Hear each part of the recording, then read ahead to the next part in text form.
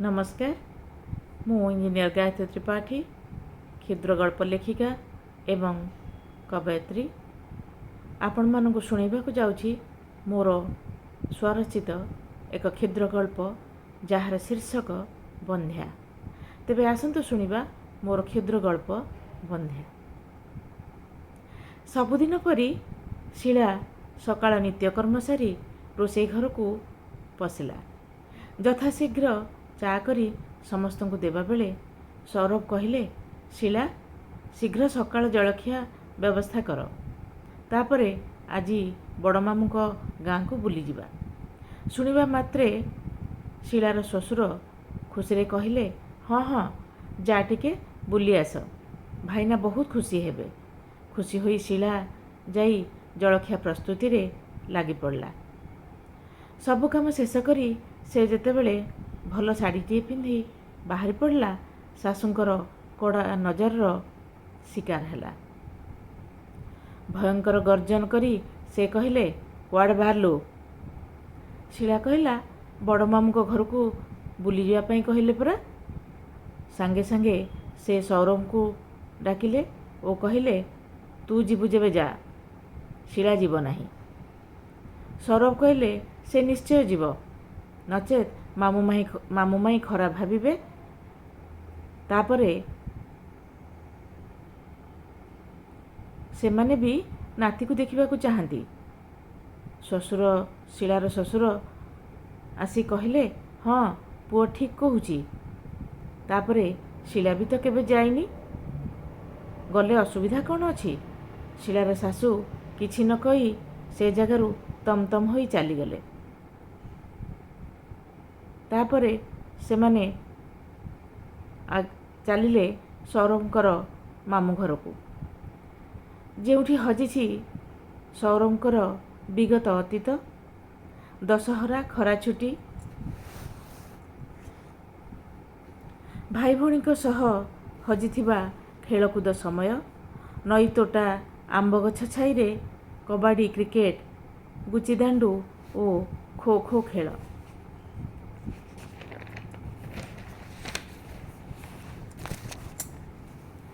गाड़ी रे गला बेले सौरभ देखाउथांती तांकर सेई प्रिय जागा गुड़िक। एक अफुरंता आनंदरे तांकर मुह उल्लसित होई उठुथाए। शीला सहर रे पाली बड़ी होइतिले हें एसबु ताको भारी भल लागुथाए।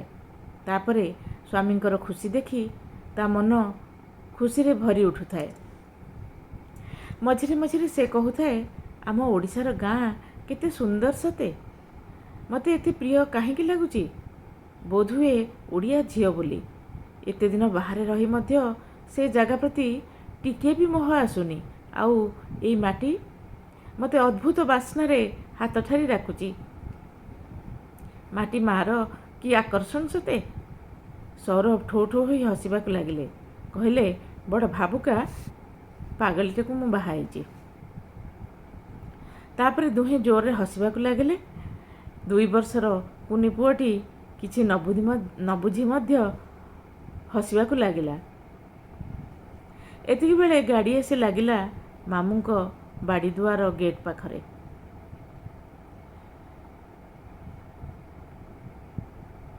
बण जंगल भरा सुंदर गाँटी को देखी पेट पूरी जाए थाए शीलार। गाड़ीटी को देखी मामू माई धाई आसिले। भणजा भणजा बोहू और नाती को आदर रे पाछटी नेले। झाटी माटीर घरटीए सिना, आत्मीयतार बास्नारे भरा घरटीए। स्नेह कांगाल मनीष 2 जण। खूब खुशी लगुथाए शीला को। माई नहीं पूरा घर बुलेई देखेले। कांथकुरा भीतर देखाई सौरभ को कहले, सौरभ तुमर मने अछि, एइठी सबु तुम कंढेई मानकू मु साइती रखी थाए। मामू घर को छुट्टी रे बुली आसिले पिला मानकू सेई खेलना मु दिए। एमती अनेक कथा मने पकाई हस खुशी रे समय बीतीगला। मामू भणजा खूब खुशी रे कथा होई हस मजा करुथांती। माई चलिले रोषेई चुली पाखकू। से चुली पाखे बसी पड़ी माई पिढ़ाटीए बढ़ाई देले शीला को। कहले, माँ तू एइठी बस, काठ चुली रोषेई तू पारिबुनी। ମୁଁ ତୋ ସହ କଥା ହୋଇ କେତେବେଳେ ରୋଷେଇ ସାରିଦେବି ଜଣାପଡ଼ିବନି। ଶିଳା ସେଇଠି ବସି କ'ଣ କିଛି କରୁ କରୁ ମାଇଁଙ୍କ ଅତୀତ କାହାଣୀ ସବୁ ଶୁଣୁଥାଏ। ଅଳ୍ପ ଦିନର ବୋହୂ ହେବା ଭିତରେ ଚାକିରି ଜୀବନ ଓ ଛୋଟ ଛୁଆକୁ ନେଇ ସେ ଖୁବ୍ ବ୍ୟସ୍ତ ଥାଏ। ତେଣୁ କାହା ବିଷୟରେ କିଛି ଜାଣିବାର ଅବକାଶ ମିଳିନଥାଏ। ହେଲେ ଶାଶୁଙ୍କଠାରୁ ମାଇଁଙ୍କ ବିଷୟରେ କିଛି ରୁକ୍ଷ କଟୁ ମନ୍ତବ୍ୟ ଶୁଣିଥିଲା, ହେଲେ ଏତେ ଧ୍ୟାନ ଦେଇନଥିଲା। ହଠୁଣୁ ଏଇ ଶବ୍ଦ ଶାଶୁ କୁହନ୍ତି, ସେଇଟା ବାଞ୍ଝିଟା, ତାର କ'ଣ ରୋଗ ଥିଲା ବୋଲି ଦୌଡ଼ ପକ୍ଷରେ ତା ଜେଜେମା ମୋ ଭାଇନାକୁ ଟେକି ଦେଇଥିଲା। ଏତେ ରୁକ୍ଷ କଥାରେ ବହୁତ ଆଘାତ ପାଇଥିଲା ଶିଳା। ହେଲେ ପୁରୁଣା କାଳିଆ ଲୋକ ଓ ଗୁରୁଜନ ବୋଲି ଭାବି କ୍ଷମା କରି ଉଠି ଯାଇଥିଲା ସେଇଠୁ। ମାମୁଁ ମାଇଁଙ୍କର ସ୍ନେହ ଆଦରରେ ମନଟା ଖୁସି ହୋଇଯାଇଥାଏ। ଖିଆପିଆ ସରିଲା ପରେ ଖଳାବାଡ଼ିକୁ ଦେଖିବାକୁ ଗଲେ। ସେଇଠି ନିଜର ଦୁଃଖ କଥା ଆରମ୍ଭ କଲେ ଓ କହୁ କହୁ କାନ୍ଦି ପକାଉଥାନ୍ତି ସେ।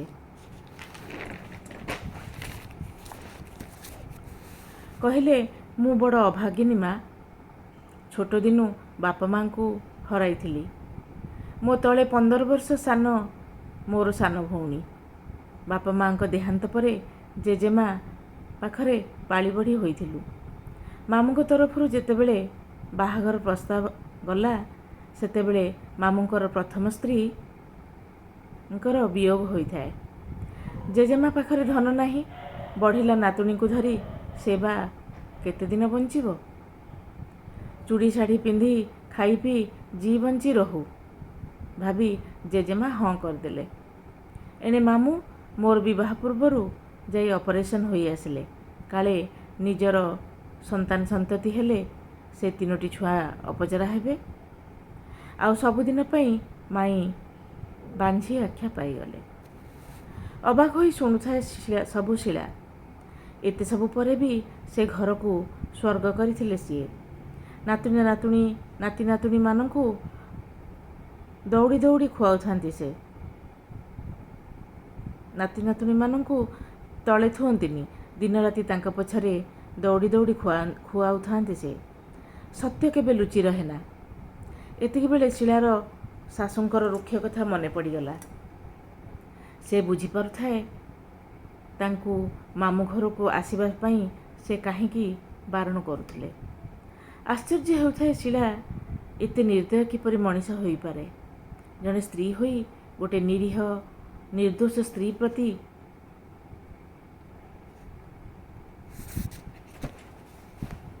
ଏଭଳି ଅପଶବ୍ଦ ପ୍ରୟୋଗ କରିଥିବା ଶାଶୁଙ୍କ ଉପରେ ସେ ଖୁବ୍ କ୍ଷୁବ୍ଧ ହେଲା।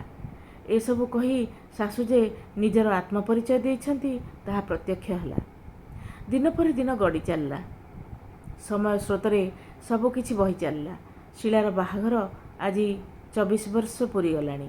ବଡ଼ ନଣନ୍ଦର ମଧ୍ୟ ସେଇ 24 ବର୍ଷ ପୂରି ସାରିଲାଣି। କୌଣସି କାରଣ ନଥାଇ ନିଜ ସ୍ୱାମୀର ଅପାରଗତା ଦୋଷରୁ ଆଜି ସେ ନିଃସନ୍ତାନ ହୋଇଛି।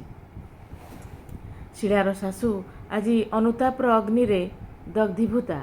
ନିଜର ଭାଉଜଙ୍କୁ ଏଭଳି ଅପଶବ୍ଦ ପ୍ରୟୋଗ କରିଥିବା ଯୋଗୁଁ ନୁହେଁ, ସେ ମର୍ମାହତ ଯେ ନିଜର କନ୍ୟା ଆଜି ସେଇ ଦୁର୍ଦ୍ଦଶାରେ ପୀଡ଼ିତା ଓ କାଳେ ଅନ୍ୟ କେହି ତାଙ୍କୁ କହିବେ ଯେ ସେ ବନ୍ଧ୍ୟାର ମା ବୋଲି। ଧନ୍ୟବାଦ। ଜୟ ହିନ୍ଦ।